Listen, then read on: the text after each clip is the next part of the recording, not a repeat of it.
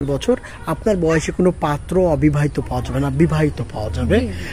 বিয়ে হয়েছে, বিয়ে করেছে, স্বামী স্ত্রী চলে গিয়েছে কিংবা মারা গিয়েছে, এমন লোক যদি আপনার জীবনে আসে চলবে?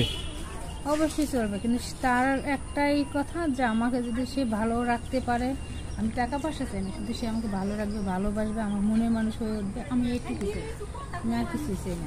আপনাকে ভালোবাসতে হবে।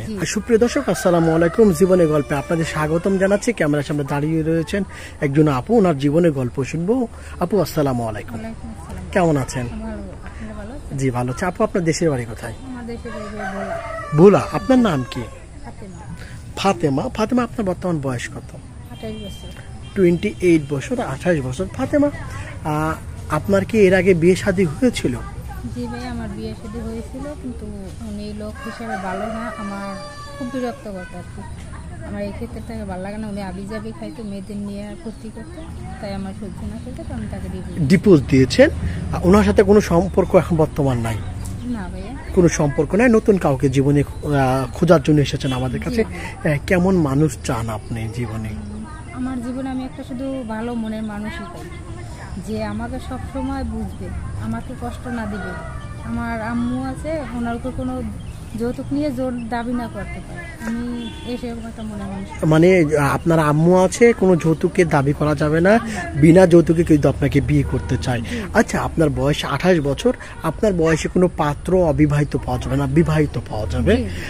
বিয়ে হয়েছে, বিয়ে করেছে, স্বামী স্ত্রী চলে গিয়েছে কিংবা মারা গিয়েছে, এমন লোক যদি আপনার জীবনে আসে চলবে?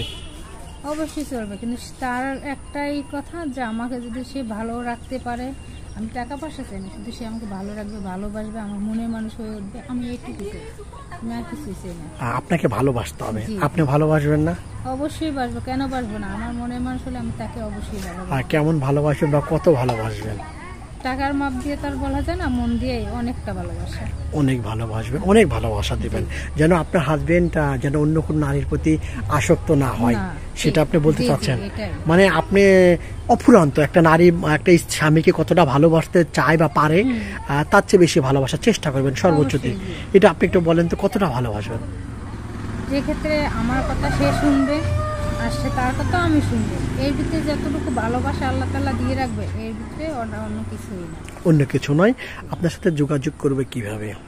যোগাযোগ করবে, দেখেন ভাই, আমরা তো গরিব, দিন আনি দিন খাই, আমার কোনো ইনকাম নাই। আমি বর্তমানে একটা ইনকামের পথ খুঁজছি, যাতে চাকরি বাকরি হলে আমার আম্মু অসুস্থ, বোনদেরকে দেখতে হবে।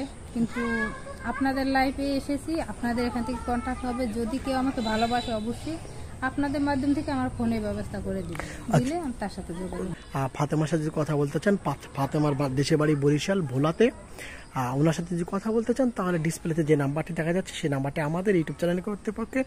এই নাম্বার ইমো আছে, হোয়াটসঅ্যাপ আছে। ফাতেমা, আরও একটা কথা বলতে চাই। ফাতেমা, যাকে বিয়ে করবেন তার বাবা মাকে তো ভালোবাসবেন? জি জি, অবশ্যই। আমার বাবা তো নেই, তাই না, মা আছে। আমার মাকে ভালোবাসলে আমার আর কিছুরই দরকার নেই। আচ্ছা, আরেকটা কথা ফাতেমা, যেহেতু আপনার দ্বিতীয় হাজবেন্ড উনি হবে, প্রথম হাজবেন্ডের কথা বারবার মনে করার চেষ্টা করবেন না? না, এখন সেক্ষেত্রে তো হয় না, তাই না, যেহেতু আমি তাকে দিয়েছি, এখন মনে করলে মনে করতে হবে না, কেননা আমার যদি সে দ্বিতীয়বার যে আসবে আমার জীবন, তার ভালোবাসা পেলে হয়তো আশা করি তার কথা।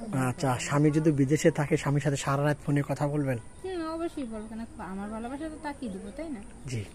আচ্ছা ফাতেমা, ভালো থাকবেন, না আপনার জন্য দোয়া রইল, ভালোবাসা রইল। ফাতেমা, একটু সামনে হেঁটে আসবেন। ফাতেমা, হাইট কত? আমার 5 ফুট 5 ইঞ্চি। 5 ফুট 5 ইঞ্চি। আচ্ছা ফাতেমা, ভালো থাকবেন, না? জি ভাই, ভালো থাকবেন।